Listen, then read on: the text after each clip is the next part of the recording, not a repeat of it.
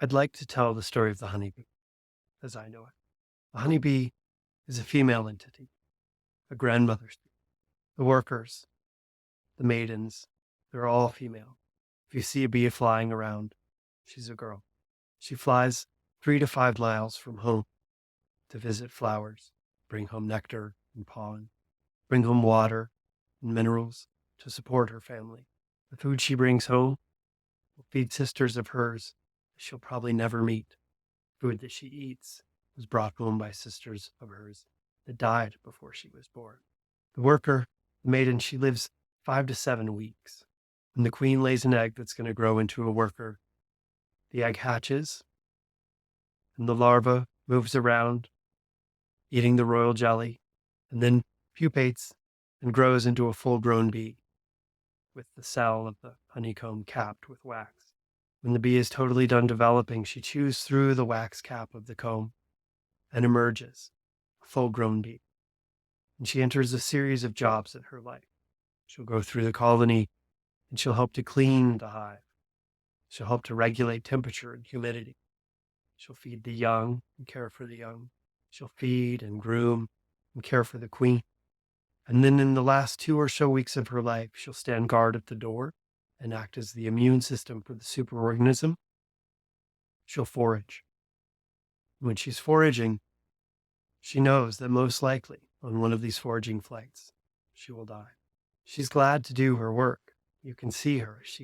She dances around on the flowers when she returns to the home, sharing the smells, the tastes, and the story, the flowers she's visited. She does her work ceaseless, without tiring, knowing that all of life is a fleeting and beautiful experience. When someone comes too close to the colony, she'll send all sorts of warning signals to encourage them to go away if she's feeling like her family is being threatened. When we usually hear a bee, she's buzzing. If she feels like her home is being threatened, she'll fly around our head fast, sounding agitated. She'll bump into our heads. She'll totally headbutt us in an effort to encourage us to go away, long before she'll sting. If she feels that home is threatened enough that she must be defensive enough to sting, she'll do this sting knowing that she only has one and that this will be the end of her life. And without a moment's hesitation, she will sacrifice herself to protect her mother and sisters. The queen, she's a completely different entity. Queen is almost 3 times the size of the maid. She'll live 5 to 7 years if she's of strong genetics and healthy. She's the mother of the entire colony. A healthy bee colony is in between 30 and 60,000 bees all living together in the hollow log, in the attic, in the section of wall, in the beehive, in the cave, all living together as one complete unit of the superorganism, and the queen is the mother of them all. Out here in the human world, queen is the ruler, the boss, and in the honeybee world, the queen is a servant. She's the reproductive center of the life form. And she tirelessly works as well with all of the other bees to make sure that they stay alive, healthy, and strong. She only leaves the colony once, maybe twice in her life. And the first time is on her nuptial flight. When it's established, she's the only queen in the colony. This princess, virgin queen, her attendants gather around her. There are always about 20 attendants that care for the queen, that feed her and groom her. And when it's established that this princess, virgin queen, is the queen of the colony, the attendants will gather around her and fly her to a place called the drone congregation area. The drone congregation area is an area where all of the boys from all of the hives in the community spend time together, wait for a virgin queen on her nuptial flight. These drones, if you're not a beekeeper, you'll probably never see a drone. The boy bee has nothing to do with flowers. His eyes are big and round, adept at seeing movement, whereas the worker bee's eyes are more teardrop shaped and adept at seeing colors in ultraviolet to see the flowers. The drone, his abdomen is more square, blunt, whereas the worker's is more pointed. He's a little bigger, faster. When we hear the worker fly up to the colony, when the drone flies up, he's bigger. can hear his difference. He has nothing to do with the flowers. Matter of fact, he can't even feed himself. When he's hungry, he flies to a hive and asks for food. Now, one of the maidens flies up to a hive that's not her own. She won't be allowed to enter. The drones are allowed to enter any hive that they come to. One of the things that we've observed is the first place they go is to the nursery. They go and they spend time with the baby bees as they're developing, spend time with the children, buzz their wings, sing them songs and stories. And then they ask for some food and they fly back out to the drone congregation area to wait for a princess virgin queen on her nuptial flight. And they sit there, all the drones together, waiting. And when the princess queen flies into the drone congregation area and the drones see her, fly towards her to mate with her, the queen flies towards the sun as fast as she can.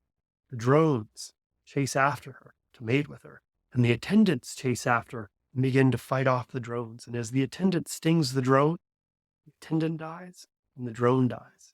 The fastest and strongest drone that catches the queen, when he catches her and mates with her, his endophallus explodes. The queen on her nuptial flight will mate with maybe 15 drones, one at a time. As he catches her and mates with her, his endophallus explodes. He perishes, falls to his death. So there's this surge of bees flying towards the sun and a rain of dead bees falling in the sky. Queen is on her nuptial flight. The queen is mating. And then the queen, when she's completed her nuptial flight, flies home again to stay inside the colony for the rest of her life, storing the sperm from the special flight inside a sac inside of her, keeping it alive and healthy for the rest of her life, 5 to 7 years. When she goes through the colony doing her day's work, with her attendants who are feeding her, who are grooming her, and taking her pheromones and spreading them throughout the colony to share with everyone. Queen is alive and well and at home. If she does her work, she can't feed herself. The attendants feed her. She does have jaws, and she uses her mandibles as measuring device, and she measures the opening of the honeycomb that she comes to. If she measures a small opening, she takes an egg, a single sperm, and fertilizes the egg to grow into a maiden, a female worker. If she measures a large opening, this is the queen cup, she takes an egg and a single sperm and fertilizes the egg to grow into a queen. If she measures a medium-sized opening, she lays an egg that has not been fertilized. This unfertilized egg grows into a drone. The boy grows from immaculate conception. He has no father. He carries only the genetics of his mother. His sole purpose, other than singing to the children, is to bring the genetics of his mother out into the wider community of the bees and to ensure a strong, genetically diverse population of the entire community, to sacrifice his life as he does his work. At the end of the season, as the nights grow longer, flowers dry up, the evenings are cooler, the guard bees standing guard at the door will stop feeding the drone when he comes to ask for food, and they'll stop letting him inside. Eventually, the guard bees will go through the whole colony, seeking out the drone. They'll bite their wings, pull them out the front door. By the end of autumn, there's a pile of dead and dying drones in front of the colony. All through the end of autumn, all through winter, through early spring, the queen and her daughters are inside the colony, keeping it alive, maintaining the life force, a superorganism. And then in spring, when it's time again, the queen will start laying the drone eggs, preparing for young princess virgin queens on their nuptial flight. So there's one other time that the queen might leave the colony. This is the swarm. When, as a group mind, as the hive mind, as the collective, they decide the queen is too old, maybe sick, not laying enough eggs to keep the population robust enough, or they're feeling crowded. They're feeling an overabundance of resources. There's plenty of nectar coming in for the honey. The combs are all full. Any of these will trigger them to decide, as a collective, to create new queens. So the workers will begin building the queen cups, the larger cells, and then when they decide together, the queen will go and lay a fertilized egg inside the cell that will grow into a queen. And as these princess queens grow, the old queen becomes more and more agitated. And in the last couple days before that first Princess Virgin Queen emerges from her cell. The old queen gathers up half of the colony, so maybe 25,000 bees. The workers, they have two stomachs. They have a small stomach for digesting and a larger stomach called the honey stomach, which is like a backpack. The workers will all fill up their honey stomachs with honey. They'll gather around the old queen, and on mutually decided signal, they'll all fly away together, looking for a new home. This is the swarm, big bundle of bees we've seen on a fence post or the corner of a house, hanging on a limb. Giant collection of 25,000 bees with the queen right there in the middle. When they land there, scouts are looking for a new home. They've probably been looking for days already. As the scouts come back and report what they find, eventually the bees together make a decision. This seems like the most likely home, and they all fly off together to land in their new place, to bring up that honey, turn it into wax. It takes 8 to 12 pounds of honey to make a pound of wax. So as they bring up this honey and start to make it into wax, to make the comb, so the queen can start to lay the eggs, to hopefully keep the population of the colony robust enough that they can bring in enough resources to make it through the winter. If they find that new suitable home, they make the colony robust enough, they can find enough resources, then the superorganism has reproduced and there are now 2 colonies of bees. They can't do all of the things that are required for them to survive the winter. The old queen and the 25,000 bees that went with her will all perish.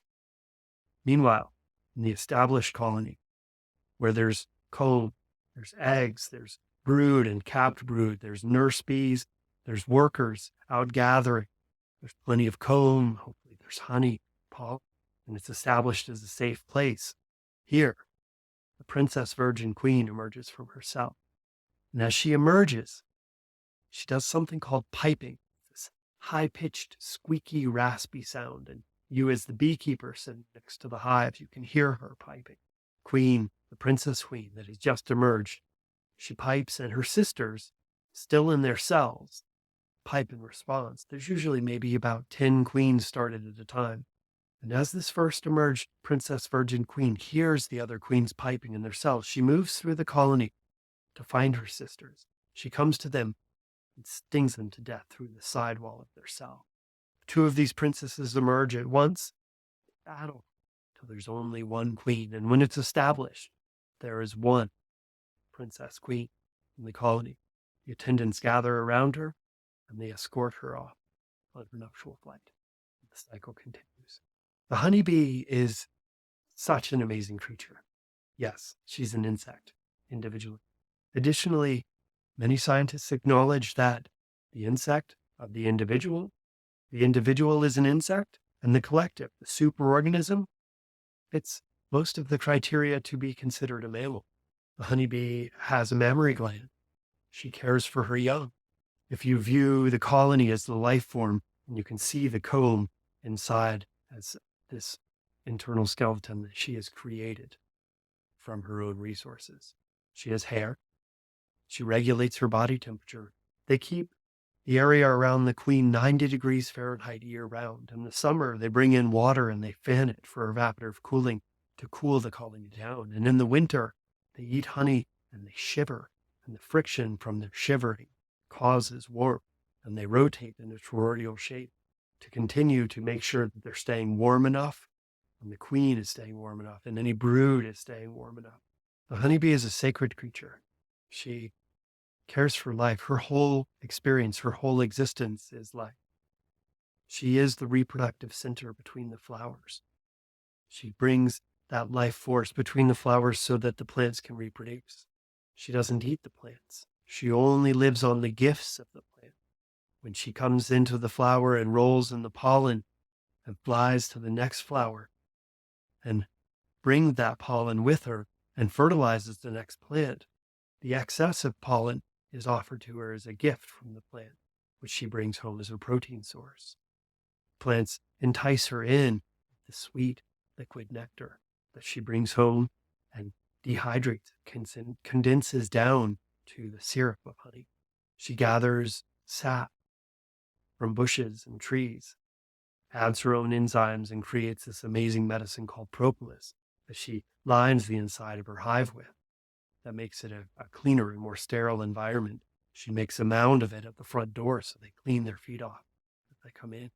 The honeybee lives a life of service, of dedication to life.